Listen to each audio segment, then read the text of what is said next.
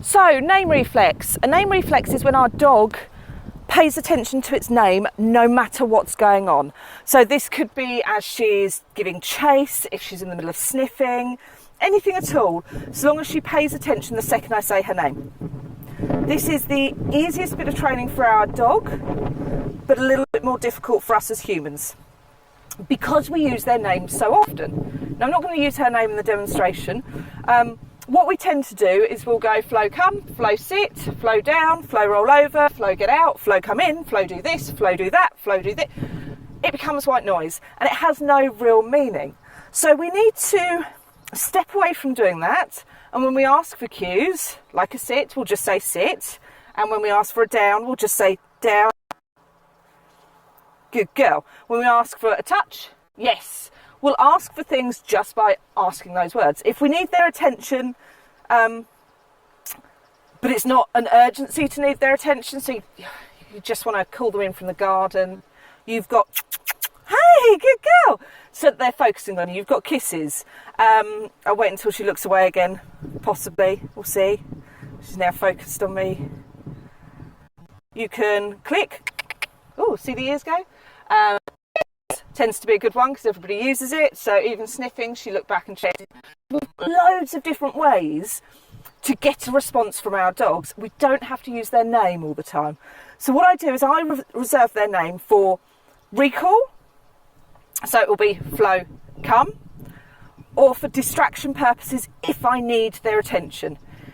So if they were rummaging through a bin, for instance, then I'd want to distract them. I'd want to break them from that behaviour. So that's when I'd use it, because I'm in business. I mean, look at me. Actually, now I need your attention.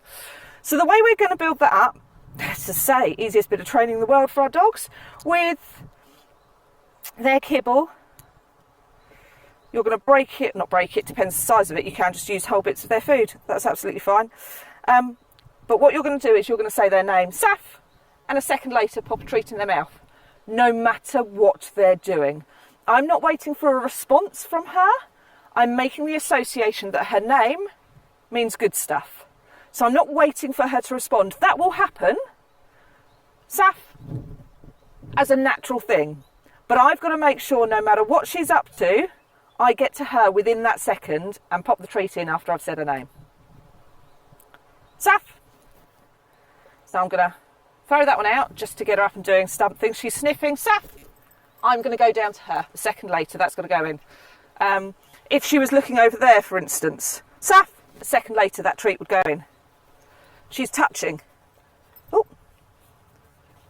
Saf. A second later, the treat goes in. It's me going to her, not waiting for her to respond. You'll see she responds. We've done this load. She responds instantly. So it's a little bit more difficult to show you that without the response. But it is literally, she's doing something else. Saf, the treat goes in. And then we can break any thing that she's in the middle of. So if she's really focused on something, it gives us an opportunity to break that. It gives us 3 seconds to do our recall, or actually I need you to sit there as an emergency, or whatever it is, but it just breaks their attention span at that time. Give it a shot.